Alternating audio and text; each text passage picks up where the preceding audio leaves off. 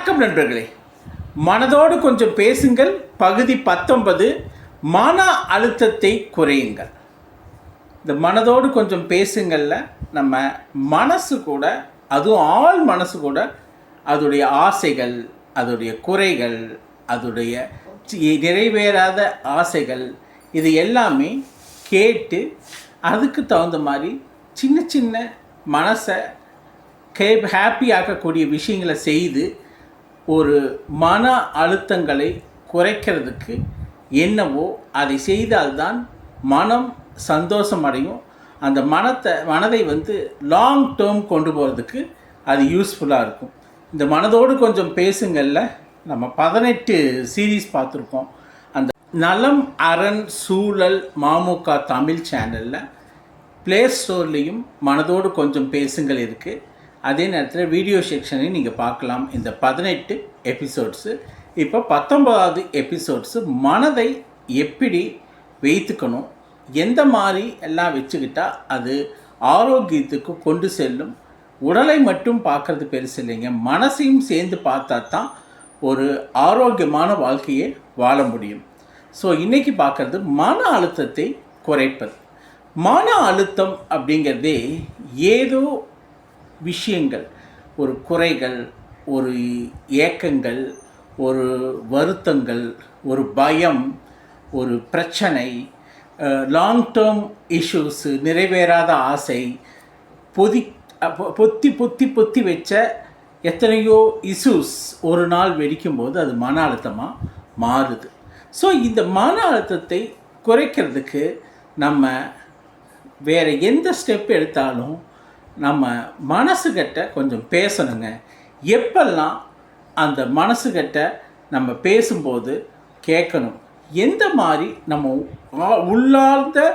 ஆழ்ந்த மனசுக்கு என்னென்ன பிரச்சனை இருக்குது, எந்தெந்த டைமெல்லாம் மன அழுத்தத்துக்கு உள்ளாகுதோ அந்த டைம்லாம் நமக்கு பிடித்த விஷயத்தை செய்து அந்த மனதை கொஞ்சம் சாந்தப்படுத்தணும், ஒரு ஹாப்பி மூடுக்கு கொண்டு வரணும்.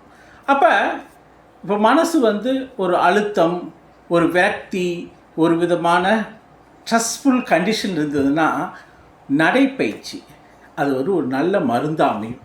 ஏன்னா நீங்கள் எப்பெல்லாம் ஸ்ட்ரெஸ்ஃபுல்லாக மன அழுத்தமாக இருக்கும்போது உங்கள் மனம் பேசும்போது சொல்லுதோ, கொஞ்சம் எனக்கு ஒரு டைட்டாக இருக்குது, மன அழுத்தமாக இருக்குது, ஒரு மாதிரி ஸ்ட்ரெஸ்ஃபுல்லாக இருக்குது அப்படின்னா கொஞ்சம் வாக் போங்க.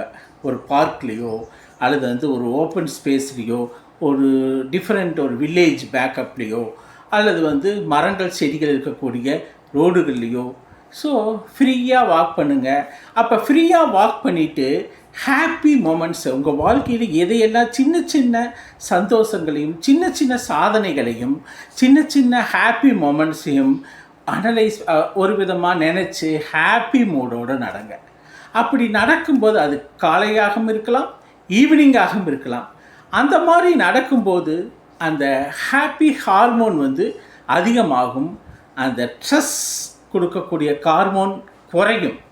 அப்போ இந்த ஹார்மோன் அதிகரித்து அதே நேரத்தில் அந்த ஹாப்பி மூடோட நான் இவ்வளவு நாள் சின்ன சின்ன சின்ன சின்ன விஷயங்கள் எதெல்லாம் செய்தேன், எனக்கு வயசு 30 ஆச்சு, 40 ஆச்சு, நான் இந்த ஏஜில் சின்ன வயசுலேருந்து இது எல்லாம் படித்தேன், இதெல்லாம் தெரிஞ்சுக்கிட்டேன், இதில் எல்லாம் கொஞ்சம் நான் எக்ஸ்பர்டைஸ் ஆகிட்டேன், நான் என் வாழ்க்கையில் இது எல்லாம் கோலாக நினச்சி அந்த கோலில் 50% பண்ணியிருக்கேன், 80% பண்ணியிருக்கேன், அல்லது 40% பண்ணியிருக்கேன், இனி 60% பண்ண வேண்டியது இருக்குது.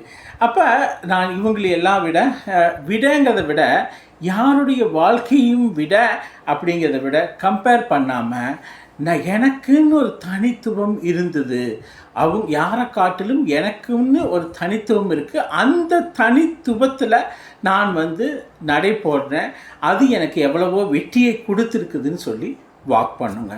இதுதான் மனதோடு கொஞ்சம் பேசுங்கள்ல மன அழுத்தத்தை குறைக்கக்கூடிய ஒரு வழி.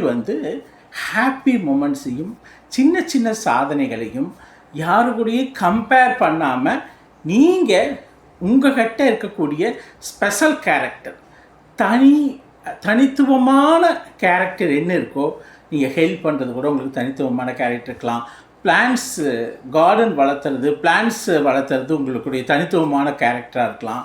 ஒரு பெட் அனிமல் வளர்த்தி அதாவது அனிமல்ஸ் மேலே ஒரு லவ்வாக இருக்கிறது வந்து ஒரு தனித்துவமான கேரக்டராக இருக்கலாம். அடுத்தவங்களுக்கு உதவுறது கூட ஒரு தனித்துவமான கேரக்டராக இருக்கலாம். ஸோ இந்த மாதிரி சின்ன சின்ன ஹாப்பினஸ் நீங்கள் செய்த சாதனைகள், அதாவது தனித்துவமான சாதனைகள். இன்னொன்று வந்து நீங்கள் வாழ்க்கையில் என்ன பொசிஷன் அட்டென்ட் பண்ணீங்க. நான் சொல்கிறது வந்து பாசிட்டிவை மட்டும் நினைக்கணும். நெகட்டிவை நினைக்கிறதுக்கு இங்கே யாருக்கும் எந்த இதுவும் இல்லைங்க, எந்த ஒரு காரணமும் இல்லை. ஏன் நெகட்டிவ் நினைக்கணும்? நெகட்டிவ் வந்து வாழ்க்கைக்கு உதவாது. அதை நினைப்பதால் எந்த பலனும் கிடைக்க போகிறதில்ல. அப்போ பாசிட்டிவை நினைக்கும் போது தான் உள்ளார்ந்த மன மகிழ்ச்சியை ஏற்படும். உங்கள் மனம் எதை விரும்புது? இந்த உடலும் மனமும் இந்த பூமியில் வந்ததிலிருந்து எதை செய்தது, எதை செய்து இந்த செய்தது, எதை சாதித்தது, என்ன தனித்துவமான கேரக்டர் இந்த உடலுக்குன்னு நீங்கள் சொல்ல சொல்ல ஆள் மனது கேட்டுக்கும். அப்போ ஆள் மனது கேட்டுக்கும் போது ஒரு சந்தோஷம் அடையும். அந்த சந்தோஷம்தான் உங்கள் கிட்ட இருக்கக்கூடிய அந்த மன அழுத்தத்தை கொஞ்சம் கொஞ்சமாக குறைக்கக்கூடியது. அப்போ நீங்கள் எப்பெல்லாம் இந்த மனதோடு கொஞ்சம் பேசுங்கள்ல மன அழுத்தம் அப்படின்னு ஃபீல் பண்ணுறீங்களோ அப்போ வாக் பண்ணணும். அது எப்படின்னா மார்னிங்காக இருக்கலாம், ஈவினிங்காக இருக்கலாம். ஈவன் உங்களுக்கு மன அழுத்தம் ஒரு பிரச்சனை இருந்ததுன்னா நீங்கள் ஒரு இடத்துல இருக்கீங்க, ஒரு ஆஃபீஸில் இருக்கீங்க, ஒரு ஒரு வீட்டில் வந்து ஒரு ஒர்க் பண்ணிகிட்ருக்கீங்க. அப்போது ஏதோ ஒரு ப்ரெஷர், ஒரு டென்ஷன், ஒரு ஸ்ட்ரெஸ்ஃபுல், ஒரு பயம், அப்போ கொஞ்சம் வாக் பண்ணுங்கள். ஸோ அந்த வாக் பண்ணும்போது நோட் பண்ணிக்க வேண்டிய விஷயம், நம்ம பாசிட்டிவான சாதனைகளையும் பாசிட்டிவான விஷயங்களையும் நினச்சி அசை போட்டு ஒரு அரை மணி நேரம் நடந்துட்டு வந்தால் அந்த மன அழுத்தத்தை கொஞ்சம் கொஞ்சமாக குறைக்கக்கூடிய ஒரு வழி. இது வந்து எல்லாரும் ரெகுலராக செய்ய வேண்டிய ஒன்று. ஏன்னா நம்ம மன அழுத்தத்தை பெருசாக்க விடக்கூடாது. ஏன்னா நீங்கள் மன அழுத்தம் ஒரே இடத்துல இருந்து நீங்கள் நான் சொன்ன மாதிரி அதை பற்றி நினைக்காம அப்படியே உட்கார்ந்துருந்தீங்கன்னா அந்த மன அழுத்தம் மிகப்பெரிய விஷயமாக மாறி ஓவர் திங்கிங்காக மாறி நெகட்டிவ் திங்கிங்காக மாறி அதே வந்து உங்களுடைய அன்றாட வாழ்க்கையை பாதிச்சிடும். அதனால் அந்த ஸ்ட்ரெஸ்னால் பிபி வரும், பிளட் சுகர் வரும், மற்ற இஷ்யூஸ் எல்லாம் வரும். ஸோ மனசு உங்கள் கிட்ட சொல்லுது, அதுதான் மனதோடு கொஞ்சம் பேசுங்கள்ல சொல்லுது, எனக்கு இப்போ கொஞ்சம் மன அழுத்தமாக இருக்குன்னு. அப்போ இந்த மாதிரி ஒரு வாக், ஒரு ஹாப்பி மொமெண்ட்ஃபுல் வாக். சரி, தனியாக நடக்க கஷ்டம் இருக்கா? உங்கள் கம்பெனியை கூப்பிட்டு நடங்க. அதே மாதிரி உங்கள் ஃப்ரெண்டை கூப்பிட்டு நடங்க, உங்கள் பெட்டை கூப்பிட்டு நடங்க. உங்கள் பிளான்ஸ் சுற்றி இருக்குதா, அந்த பிளான்ஸுக்கிட்ட நீங்களாக பேசிட்டு நடங்க. ஸோ யார் என்ன நினச்சிக்குவாங்கன்னு நினைக்காதீங்க. அட்லாஸ்ட்டு உங்கள் மனம்தான் உங்களுக்கு பெருசு. உங்கள் மனசை ஹாப்பியாக வச்சுக்கிறது தான் உங்களுடைய வேலை. அந்த மனசை எவ்வளவு தூரம் நீங்கள் ஹாப்பியாக வச்சு நீங்கள் கொண்டு போகிறீங்களோ அந்த மன ஆரோக்கியம்தான் உடல் ஆரோக்கியம். உடல் ஆரோக்கியம்தான் வந்து வாழ்க்கைக்கு காலம் பூரா வரக்கூடியது. ஸோ மன அழுத்தத்துக்கு நடங்கள் நடங்கள் நடங்கள். ரெண்டாவது, புத்தகம் படிப்பது. எப்பெல்லாம் மனசு ஸ்ட்ரெஸ்ஃபுல்லாக டென்ஷனாக இருக்குது அப்படின்னா புத்தகம் படிக்கிறது ஒரு நல்ல ஹேபிட்டு. அந்த புத்தகம் படிக்கிறது பார்த்திங்கன்னா நமக்கு பிடித்த புத்தகங்கள், நம்ம சின்ன வயசுலேருந்து எதெல்லாம் நமக்கு ரொம்ப பிடித்த புத்தகங்களோ பிடித்த ஜோனரோ அதை படிக்கலாம். அது வந்து படிச்சிங்கன்னா அது வந்து ஒரு டிஃப்ரெண்ட் உலகத்துக்கு கொண்டு போகும். இந்த கேஜெட்ஸ் எல்லாம் வந்து நெகட்டிவிட்டி தான் அதிகப்படுத்தலாம். ஆனால் புத்தகம் எப்போதும் நெகட்டிவிட்டியை அதிகப்படுத்தாது. இந்த புத்தகத்தில் வந்து ஒரு என்ன ஸ்பெஷல் கேரக்டர்னால் வரிக்கு வரி படிக்க படிக்க அது அந்த உலகத்துக்கே இட்டு செல்லும். நீங்கள் சொர்க்கம் அப்படின்னு படிச்சிங்கன்னா அது உங்களுடைய இமேஜினேஷனில் அது வந்து ஒரு வித்தியாசமான உலகமாக தெரியும். அதே மாதிரி தான் நார்மலாக சொல்லுவாங்க, பொன்னியின் செல்வன் படிக்கும்போது புத்தகம் பொன்னியின் செல்வன் படிக்கும்போது ஒவ்வொருத்தருக்கும் ஒவ்வொரு இமேஜினேஷன் தோணும். அது படிக்க படிக்க படிக்க அந்த ஹாப்பினஸும் அந்த ஒரு சந்தோஷமும் அந்த சோழ நாட்டுக்குள்ளேயே போய் வந்தியத்தேவனை பார்த்த மாதிரியும், ஒரு ராஜராஜ சோழன் அருள்மொழித்தேவனை பார்த்த மாதிரியும், அப்புறம் ராஜேந்திர சோழன் பார்த்த மாதிரியும். ஸோ ஒவ்வொருத்தரையும் எஸ்பெஷலி ராஜேந்திர சோழன் அதில் இல்லைனாலும் ராஜராஜ சோழன் அருள்மொழித்தேவன், அதே மாதிரி நந்தினி கேரக்டர் பார்த்திங்கன்னா ஒரு மிகப்பெரிய இமேஜினேஷனை ஒவ்வொருத்தருக்கும் கொடுக்கும். அதே மாதிரி புது புனல் வரக்கூடிய அந்த ஆடி மாதம் ஆரம்பத்துலேருந்து குதிரையில் வரக்கூடிய வந்தியத்தேவனை அப்படியே எக்ஸ்பிளைன் பண்ணியிருப்பாங்க. அது பார்க்குறதுக்கு அது படிக்கிறதுக்கு அவ்வளோ ஒரு இமேஜினேஷன் கொடுக்கும். அது படித்த ஒவ்வொருத்தரையும் அந்த சோழ தேசத்துக்குள்ளேயே கொண்டு செல்லும். ஸோ இந்த கேரக்டர்ஸ் ஆதித்த கரிகாலன் சோழனாகட்டும், அருள்மொழிவர்மன் ஆகட்டும், குந்தவை ஆகட்டும், நந்தினி ஆகட்டும், வந்தியத்தேவன் ஆகட்டும், இவங்க ஒவ்வொருத்தருடைய பார்வைக்கும் வித்தியாசமான ஒரு டிஃபரெண்ட்டான ஆளாக தெரிவாங்க. அந்த சோழ தேசத்து இடங்கள் ஒவ்வொருத்தருடைய இமேஜினேஷனும் வித்தியாசமாக தெரியும். வித்தியாசமான இடங்களுக்குள்ள அந்த சோழ தேசத்துக்குள்ளேயே போன மாதிரி இருக்கும். இதுதாங்க மன அழுத்தத்தை குறைக்கக்கூடிய ஒரு வழி. அப்போ நீங்கள் இந்த உலகத்திலேயே இருக்க மாட்டீங்க. இந்த உலகத்தில் டெய்லியும் வேலைக்கு போகிறது, மனிதர்களை சந்திக்கிறது, கேள்வி கேட்கறது, குறைகளை கண்டுபிடிக்கிறது அப்படின்னு இருக்கிற உலகத்தை தாண்டி நீங்கள் இந்த புத்தகத்தை படிக்க படிக்க, எஸ்பெஷலி படுக்கிறதுக்கு முன்னாடியோ அந்த புத்தகத்தை படிக்க படிக்க நீங்கள் சோழ தேசத்துக்குள்ளேயே போயிடுவீங்க. அதில் நந்தினியை ஒரு வர்ணிச்சுக்கிறது பார்த்திங்கன்னா அது ஒரு அழகு தேவதையாகவும் மிகப்பெரிய ஒரு ராணியாகவும் காமிச்சிருப்பாங்க. அதே மாதிரி தான் ஒவ்வொரு கேரக்டரும் அந்த சோழ தேசத்தில் விவரிச்சிருக்கிறது நம்ம சோழ தேசத்துக்குள்ளேயே போயிட்டு வந்த மாதிரி இருக்கும்.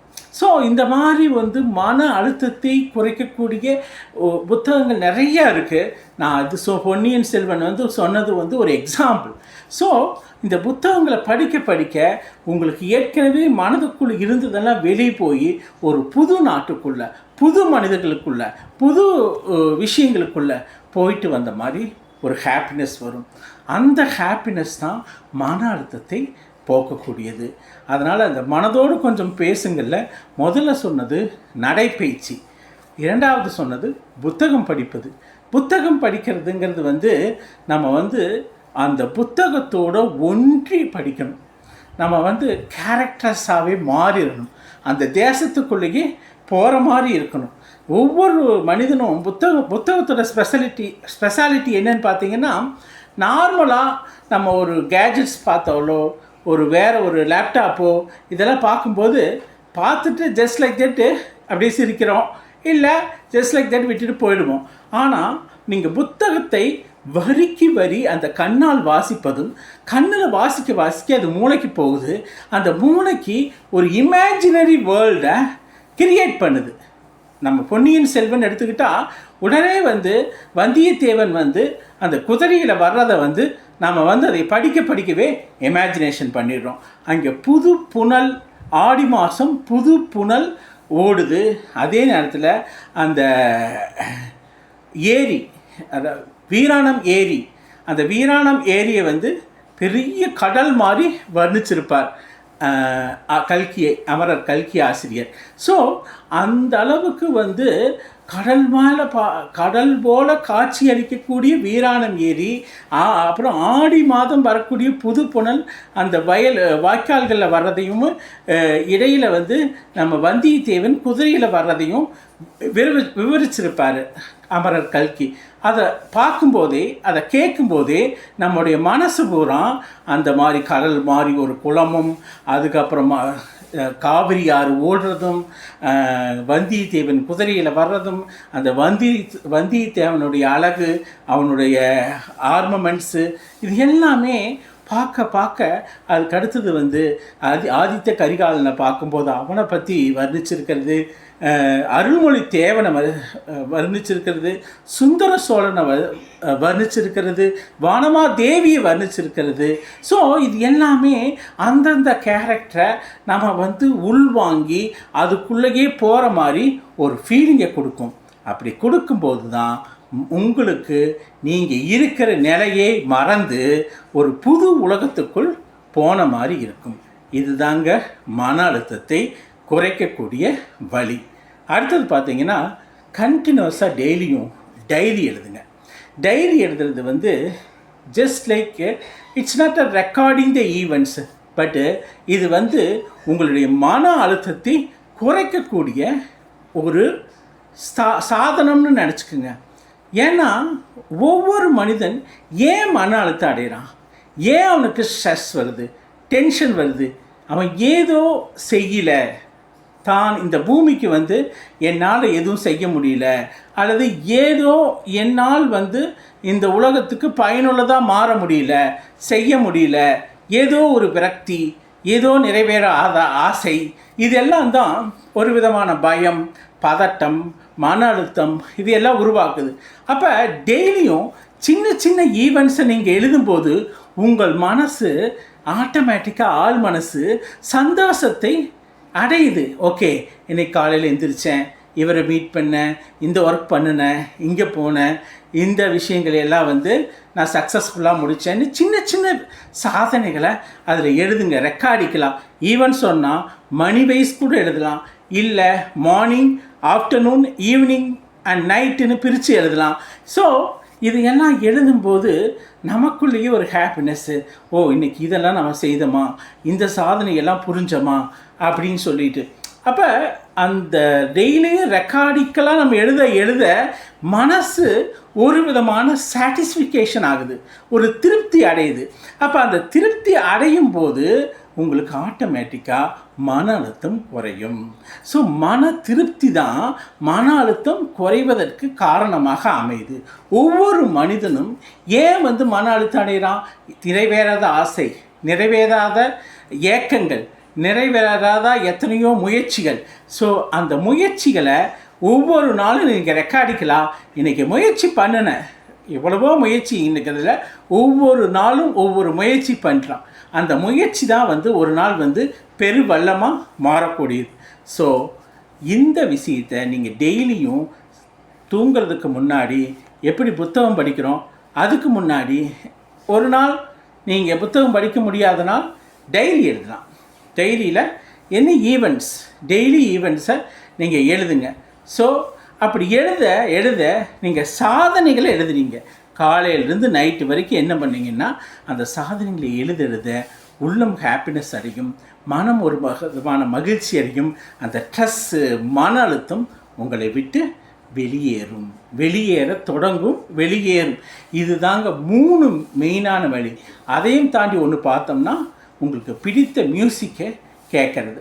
மியூசிக் அப்படிங்கிறது வந்து அது எந்த மாதிரி மியூசிக்காக இருந்தாலும் எது உங்கள் மனதை வருடுகிறதோ, எது வந்து உங்கள் மனதுக்கு ரொம்ப டச்சிங்காக, ரொம்ப வந்து ஒரு மனதோடு சேர்ந்து இருக்குதோ அந்த மியூசிக்கை ஒரு 1/2 hour 1 hour அல்லது உங்கள் டைமுக்கு தகுந்த மாதிரி கேட்டுக்கலாம். ஸோ இந்த மாதிரி விஷயங்களில் மன அழுத்தத்தை குறைக்க நம்ம கையாளணும். அப்படி கையாண்டால்தான் மன அழுத்தம் குறைந்தால்தான், ஸ்ட்ரெஸ் ரெடியூஸ் ஆனால்தான் ஆரோக்கியம் மேம்படும். உங்கள் லாங் டேர்முக்கு மனசு என்றைக்குமே ஹாப்பியாக இருக்கிறதுக்கும் வேறு பெரிய பிரச்சனைகள் வராமல் மன அழுத்தம் மிகப்பெரிய டே டு டே லைஃப்பை வந்து பாதிக்காத அளவுக்கு கொள்ளணும்னா அல்லது பாதிக்காத அளவுக்கு நம்ம முயற்சி பண்ணணும்னா இந்த மாதிரி மன அழுத்தத்தை குறைக்கக்கூடிய வழிகளை நம்ம செய்யணும். அது என்ன சொன்னோம்னா, மனதோடு கொஞ்சம் பேசுங்கள்ல மன அழுத்தத்தை குறையுங்கள். அந்த மன அழுத்தத்தை எப்படி குறைக்க முடியும்? மனசுக்கிட்ட பேசும்போது தான் மன அழுத்தத்தை இப்போ மன அழுத்தம் வரும்போது, அப்பா மன அழுத்தம் வந்துருச்சுன்னு சொல்லி அதை நெகட்டிவாக திங்க் பண்ணி, திங்க் பண்ணி, ஓவராக வந்து பேசி பிரச்சனைகளை பெருசு பண்ணாமல், அப்பா ஏதோ ஸ்ட்ரெஸ்ஃபுல்லாக இருக்கேன், ஏதோ டென்ஷனாக இருக்கேன்னா வாக் பண்ணலாம், சந்தோஷமான நினைவுகளோடு வாக் பண்ணலாம் அப்படின்னு உடனே அடுத்த ஸ்டெப்புக்கு தாவிடணும். அதே மாதிரி மன அழுத்தமாக இருக்கேன் அப்படின்னா ஏதோ புக்ஸ் எடுத்து அது ஒரு டீப்பாக படித்தா அந்த மன அழுத்தம் அந்த நான் சொன்ன மாதிரி அந்த கதைக்குள்ளே உள்ளே போனதுக்கப்புறம் மன அழுத்தம் மறந்து போயிடும். அதுக்கப்புறம் பார்த்திங்கன்னா டைரி எழுதுறது. உட்காந்து டைரி எழுதவே நீங்கள் என்ன ஈவெண்ட்ஸுன்னு உங்கள் மனசு நினைக்க ஆரம்பிச்சிடும். அந்த ஈவெண்ட்ஸை ரெக்கலெக்ட் பண்ணி எழுத ஆரம்பிக்கும் போதே அந்த மன அழுத்தம் போயிடும். ஸோ இவ்வாறு இந்த விஷயங்கள் எல்லாம் ரெகுலராக பண்ணும்போது அந்த மன அழுத்தம் பெரிய லெவலில் ஜூம் ஆகி பெரிய இஷ்யூவாக மாறாமல் டே டு டே லைஃப்பை பாதிக்காமல் நீங்கள் பார்த்துக்கலாம். இதுதாங்க மனதோடு கொஞ்சம் பேசுங்கள். மன அழுத்தத்தை அப்பப்போ குறைச்சிடுங்க. குறைச்சிங்கன்னா லாங் டேர்முக்கு ஒரு ஹெல்த்தி பாடி ஹெல்த்தி மைண்டு கிடைக்கும். இதுதான் ஆரோக்கியமான வாழ்க்கைக்கு மிகவும் முக்கியமான ஒன்று. மனசும் நல்லா இருக்கணும், உடலும் நல்லா இருக்கணும். உடல் நல்லா இருக்குன்னா அதுக்கு எக்ஸசைஸ், பாடி எக்ஸசைஸு, ஃபுட்டு, அது வேறு சாப்டர். ஆனால் மனம் நல்லா இருக்கணும்னா மன அழுத்தத்தை குறைக்கணும். மன அழுத்தத்தை குறைச்சா அதோட லிங்க்கு தான் பிபி, பிளட் சுகர், மற்ற எல்லாமே. ஸோ எப்பெல்லாம் மன அழுத்தம் வருதோ அப்போ இந்த மாதிரி வகைகளை ஹேண்டில் பண்ணுங்கள். அப்போ தான் மன அழுத்தத்தை அப்பப்போ குறைச்சிக்க முடியும். அப்போ குறைக்கிறதுக்கு மனதோடு கொஞ்சம் நீங்கள் பேசணும். பேசும்போது தான் என்ன மன அழுத்தம்னு தெரியும், அதுக்குரிய ஸ்டெப்ஸ் எடுப்பீங்க. ஸோ இத்துடன் மனதோடு கொஞ்சம் பேசுங்கள் பகுதி 19 முடிந்தது. நம்ம மனதோடு கொஞ்சம் பேசுங்கள் பகுதி 20 சந்திப்போம். இந்த மனதோடு கொஞ்சம் பேசுங்களில் 18 எபிசோட்ஸும் நம்ம நலம், அரண், சூழல், மாமுக தமிழில் அந்த ப்ளே ஸ்டோர்லேயும் வீடியோ செக்ஷனும் இருக்குது. எல்லா வீடியோஸையும் பாருங்கள். இந்த கருத்துக்களெல்லாம் பிடித்திருந்தால் சப்ஸ்கிரைப் பண்ணுங்கள், ஷேர் பண்ணுங்கள், லைக் பண்ணுங்கள். இந்த கருத்துக்கள் எல்லாம் உங்கள் மனதில் தேக்கி வைத்தீங்கன்னா இது ஒரு மிகப்பெரிய மன சந்தோஷத்தை கொடுக்கக்கூடியதாக இருக்கும். நன்றி, வணக்கம்.